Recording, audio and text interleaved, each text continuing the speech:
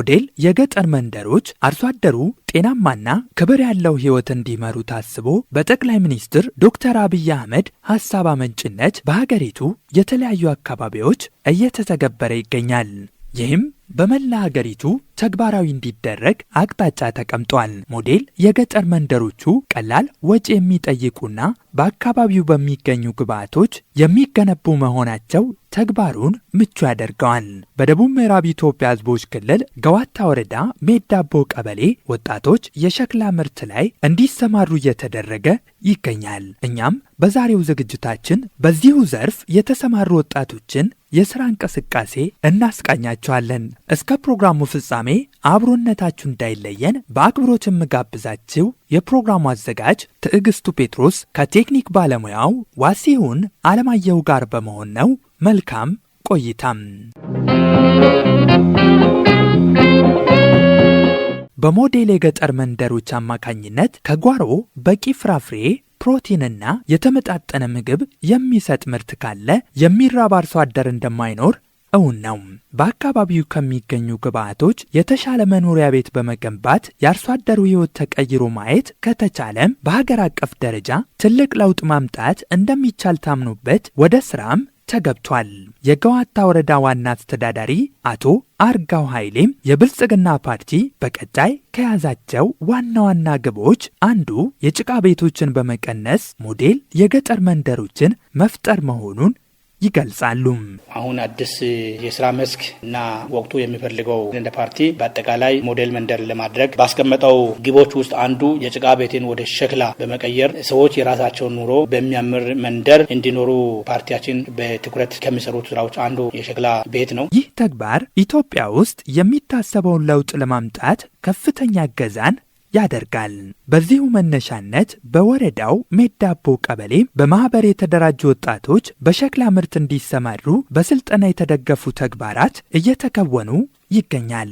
እነዚህ ወጣቶች እውነት ለመናገር ቀደም ሲል ተወሰነ ወደ ተግባር እንቅስቃሴ ውስጥ ካስገባን በኋላ እርስ በራሱ ባለመግባባት የተለያዩበት ሂደቶች ነበሩ። ግን ደግሞ አሁን ተግባሩን ለማስቀጠል እውቀት አገኝተው ወደ ተግባር መግባት አለባቸው በሚል ሴንስ የወረዳው መንግስት ከሚመለከተው ባለድርሻ አካላቶች ጋር በመናበብ በዚህ ጉዳዮች ላይ እምቅ እውቀት ያላቸውን አካላት እና ምሁራንን በመጋበዝ ወረዳ ማዕከል ላይ ተከታታይ የሆነ ስልጠናዎች እንዲወስዱ አድርገናል። ይህንን ስልጠና የሰጡ ባለሙያዎችንም እያመሰገንኩ በአጠቃላይ እነዚህ ሸክላ ስራ ላይ ተሰማሩ ምርት ላይ ተሰማሩ ወጣቶች ውጤታማ እንዲሆኑ ከፍተኛ ጥረት ነው ወረዳው እያደረገ ያለው። በዚሁ ዘርፍ በማህበር ከተደራጁ ወጣቶች መካከል ግዛው አበራና ሸረፍ አባዝናብ ከዚህ ቀደም በሸክላ ማምረት ስራ ተደራጅተው በተፈጠሩ ችግሮች ስራው መቋረጡን ገልጸዋል። በእርግጥ ይሄ መንግስት ያመጣው እቅድ በፊት ጀምረን ብናቋርጥም አሁን እንደ አዲስ የወረዳ ስራ እድል ፈጠራ መልሶ እኛን አደራጅተው ወደ ስራ ገብተናል። አባላት ቁጥርም ወደ 17 ምናምን የሚደርስ ነው። ይሁንና አሁን ላይ ለዘርፉ የተሰጠውን ትኩረት ተጠቅመው ምርታማ እንቅስቃሴ ለማድረግ ዝግጁ መሆናቸውን አንስተዋል። ባለፈ ስልጠና እንደወሰድነው መሰረት ከዚህ በፊትም ስራ እንደጀመርነው መሰረት እንሰራለን። ለኛ አሁን በዚህ ሰዓት ያለው ጉልበታችንና እውቀታችን ባለፈው እንደወሰድነው መሰረት ሰርተን እንለወጣለን። ወጣቶች ተብለን በተደራጀነው መሰረት መንግስት ከኛ መልካም ምሳሌ ማግኘት አለበት፣ ሌላ አካባቢ ከኛ መልካም ምሳሌ ማግኘት አለብን ብለን የተደራጁት ወጣቶች ባይሰሩም እንኳን ለመስራት ዝግጁ ሆነን እየጀመርን ነው። እንደ እቅድ ያዝነው 17 አባል በቀን አንድ ሰው 400 ያመርታል ብለን ይዘናል። እንደዛ በሳምንት ውስጥ ቢያንስ 20 ሺህ እናዘጋጃለን። በሳምንት ውስጥ እንደዛ ስናዘጋጅ በወር 60 ሺህ ብለን ነው ያቀርነው። እቅዳችን እንደዛ ልክ ሆኖ በእኛ በኩል መደረግ ያለበትን አባሉን ሰብስበን አወያይተን ለስራው የሚያስፈልግ ሸራ ትልቅ ሸራ እንገዛለን ብለን ይዘናል። አሁን ሆኖም ይሄ ስራ ደግሞ በጣም አዋጭነት ያለ ክሳራ የሌለ ስራ ነው ማለት ነው።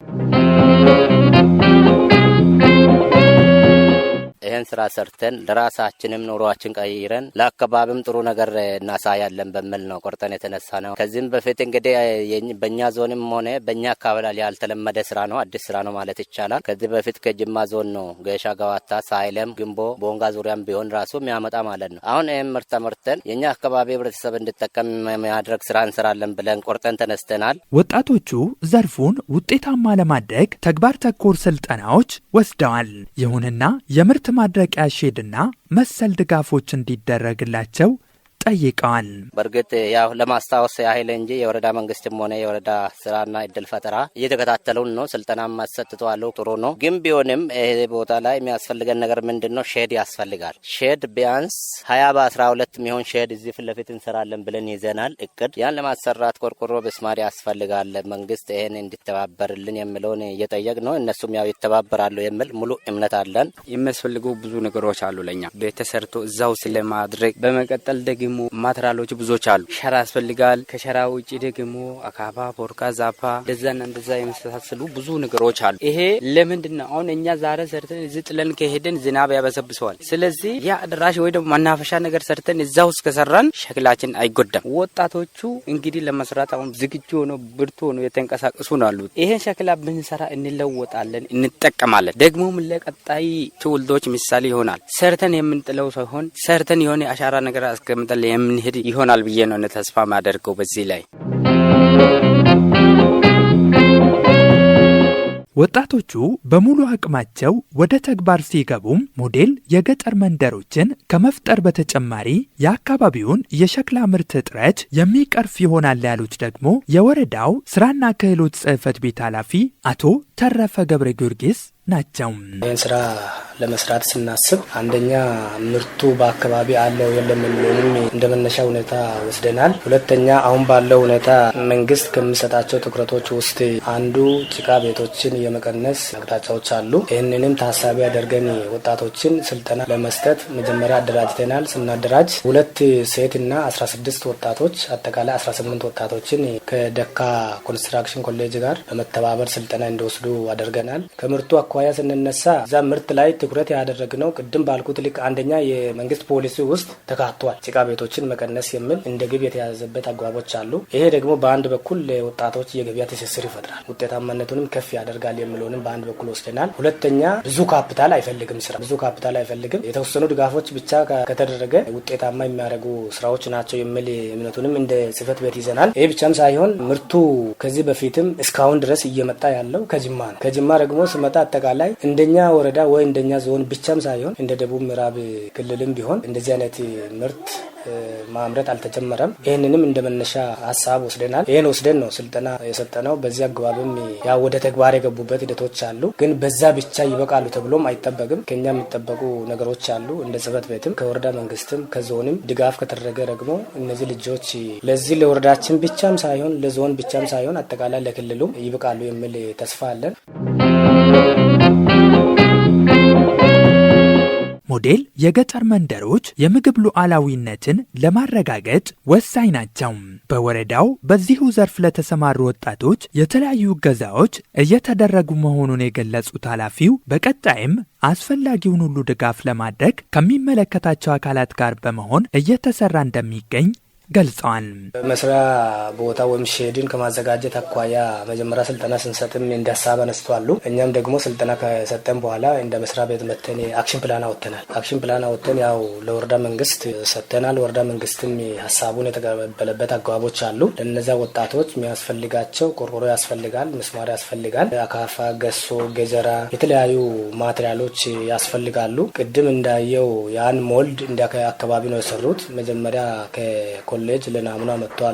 በዛ መነሻ ያን በራሳቸው የሰሩበት አግባቦች አሉና እነዚህ ድጋፍ ያስፈልጋል የተባሉ ማቴሪያሎችን ደግሞ እኛ እንደ ጽሕፈት ቤት እኛም የቻልነውን እንነዳለን። ወረዳ መንግስትም ደግሞ ያው ይሄን ለመደገፍም ቃል የገባበት ሂደቶች አሉ። ከዚህ ባለፈ ምናልባት ከእንጨት ጋር ተያይዞ ያለውን ጉዳይ እኛ እንደ መስሪያ ቤት ያው ስናደራጅ በእውቅና ነው ህጋዊ ሰውነት እንሰጣለን። እነሱም መተዳደሪያ ደንብ ውል ሁሉ እናዘጋጃለን። ከዛ በኋላ ደግሞ በማህበር የተደራጁ ማህበሮች አሉ። ከአካባቢ ጥበቃ ጋር ያው ትስስር እንፈጥራለን። ከዛም እነሱም የሚከፈል ፐርሰንቶች ይኖራል። ለማህበሩ የሚከፈል ፐርሰንት አለ። ያን እንኳን እነሱም ወጣት ስለሆኑ የአካባቢ ልጆችም ስለሆኑ የተወሰነ ፐርሰንትም ቢሆን ከፍሎ ያን እንጨት የሚጠቀሙበትን አግባቢ እንፈጥራለን የሚለውን ነው እኛም እየተነጋገርን ያለ። ከልብ አድርጌ አመሰግናለሁ። እነኚህ ወጣቶች ደግሞ ምርታማ ሆነው ከራሳቸውም አልፎ ለዞኑ እንዲሁም ለክልሉ መትረፍ እንዲችሉ በተነሳሽነት ወደ ተግባር ገብተዋል። ይህ ተግባር ደግሞ እንዲሰፋ ምን አይነት መልእክት ያስተላልፋሉ? አንደኛ ከዚህ በፊት በየቦታ ስራዎች ይሰራሉ፣ ግን መጨረሻ ላይ ሄደው ውጤታማ አይሆንም። አሁን አሁን ግን እኛ እንደ መስሪያ ቤት የያዝነው ይሄን ሸክላ ስራን ዘንድሮ ተጀምሮ የሚቀር ከሆነ ይሄ ኪሳራ እኛ በዚህ ልክ አይደለም የምናስበው። አንድ ሁለተኛ ይሄ ኪሳራ የሚያጋጥም ከሆነ ነገር ደግሞ ሌላ ወጣቶችን በሌላ ስራ አደራጅቶ ማስገባት ለኛ እንቅፋት ነው። ይሄ ከሚሆን እኛ አሁን ያሰብነው ምንድነው ባለሙያም በየቀኑ ድጋፍ እያደረገ እኛም እንደ መስሪያ ቤት ድጋፍ እያደረግን ከወረዳ መንግስት ጋርም እየተናበብን እነዚህ ወጣቶች ብቁ እንደሆኑ እናደርጋለን። ይሄ ብቻም ሳይሆን አሁን የተደራጁ ወጣቶች 18 ናቸው። ወደ ተግባር ከገቡና በብዛት ማምረት ከጀመሩ ሌላ ሰራተኛም ያስፈልጋል። በዚህ ልክ ደግሞ እነሱንም ውጤታማ ለማድረግ እኛ ጥረት እያደረግን ነው። ይሄ ብቻም ሳይሆን አሁን ግልጽ ለመናገር ስራው ሳይሰራ መጥቶ እንደ መስሪያ ቤታችን ፍላጎት አለን እኔ 5,000 እፈልጋለሁ እኔ 10,000 እፈልጋለሁ እያለ የሚመዘገብ ደንበኞች አሉ ማለት ነው። ስለዚህ ይሄም አንዱ ወሳኝ ስለሆነ በዚህ ልክ እኛ እንደ ጽህፈት ቤት ውጤታማ አድርገን ለቀጣይ ደግሞ ለሌላ ወጣቶች ተሞክሮ እንዲሆን ለሌላ አካባቢ ተሞክሮ እንዲሆን ልዩ ትኩረት አድርገን ነው የምንሰራው ማለት ነው። የወረዳው አስተዳደር በበኩሉ ይህ እንቅስቃሴ ተስፋ ሰጪ መሆኑን ገልጿል። አፋጣኝ ድጋፍ የሚደረግላቸው ይሆናልም ብለዋል። ለዚህ ጉዳይ ላይ ቀጣይነት እንዳለው ወረዳው በማመን ምንድነው እነዚህ ወጣቶች ሊደገፉ የሚችሉት ምንድነው በውስጣቸው ያለው ችግሮች ምንድናቸው የሚለውን ነገር በርግጥ አዲስ ከመሆኑ ጋርም ተያይዞ ድጋፍ ያስፈልጋቸዋል፣ ክትትል ያስፈልጋቸዋል። ለእነዚህ ተግባራቶች ደግሞ ወጣቶች አሁን ጥያቄ የሚያቀርቡ ጥያቄዎች ተገቢ የሆነ ጥያቄ ነው የሚለውን ነገር ወረዳ መንግስት ወስዶ ወደ 100,000 ብር በበጀት ደግፈን ሼድ ሰርተን አንዳንድ የሚያስፈልጉ የእርሻ መሳሪያዎች አሉ። እነዚህንም ከጽህፈት ቤትም ከግብርናም ከሌለም በጀት አካል አድርገን ገዝተንም ሰጥተን ሼዶችንም ሰርተን ለነሱ ኦልሬዲ ኦን እናደርጋለን የሚለውን እንደ ወረዳ መንግስት በጋራ የተነጋገርንበት ሂደቶችም አሉ። እሱን እኛ አጠናክረን የምንቀጥለው ነው የሚሆነው። ከዚህ ባለፍ ለተደራጁ ወጣቶች የሚያስተላልፈው መልእክት ይኖረኛል። አንደኛ ይህ ተግባር ኦልሬዲ አድካሚ ነው። ብዙ መደራጀትን፣ መናበብን፣ መቀናጀትን ይፈልጋል። ከድካም በኋላ ደግሞ ውጤት ይመጣው። ስለዚህ ወጣቱ በርትቶ መስራት መቻል አለበት የሚል መልእክት ነው የሚያስተላልፈው።